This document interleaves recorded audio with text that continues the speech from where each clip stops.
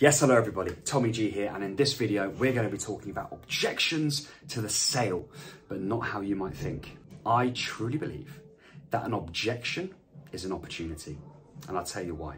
When we go into a selling conversation, we tend to, or we should be, asking great questions to elicit the want and the need, which are very different by the way, but that's for another day. We should then be drawing a picture in our mind of like what we have that could help to solve the problems or help to deliver the desires, the ambitions, the goals that this person or these people in front of us truly want and need.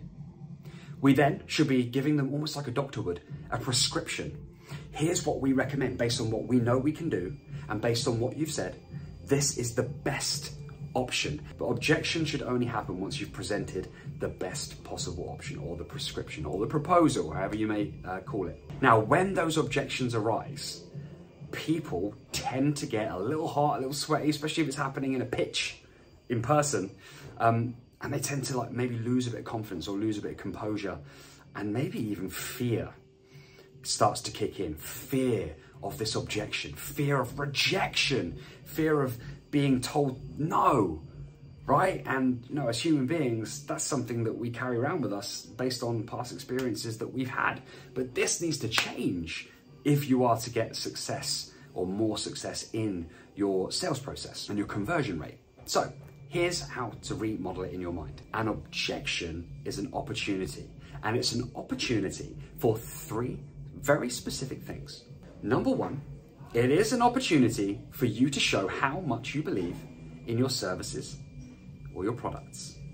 Like quite literally, it gives you the chance to say, we are able to say that we can confidently recommend you to do these things if you want to get this result, something like that.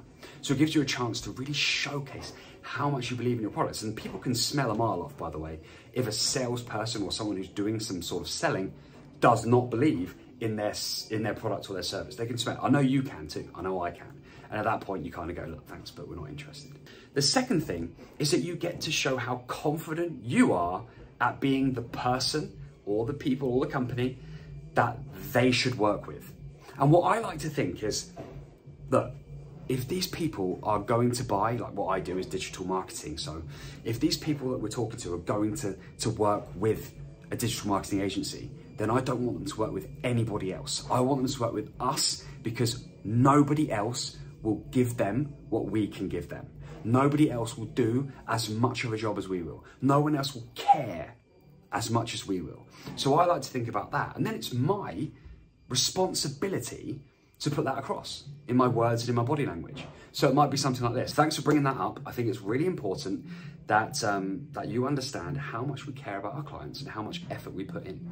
You know, what we tend to do is imagine ourselves actually working in your business. You know, we're unlike other agencies, and I know that's easy to say, but if you gave us the opportunity to get in there and start working with you, then I'm sure that after at least 3 months, you'll start to feel the benefit of working with us as a company. And you know what? If you don't, then that's okay too, because after 3 months, if things aren't working out, we can all hold our hands up and we can say thanks and move on to different options. You know, so that's something that I might say in that situation. And you should think about what you could say in that situation to help bring that confidence that you are the right people. You are like the only, like the best option. And then the third thing that gives you the opportunity to do is it gives you the opportunity to have more practice at dealing with objections. Like the whole time, if you know that the objection that you're dealing with is going to help you for the next time you're in front of somebody, then it can only go well.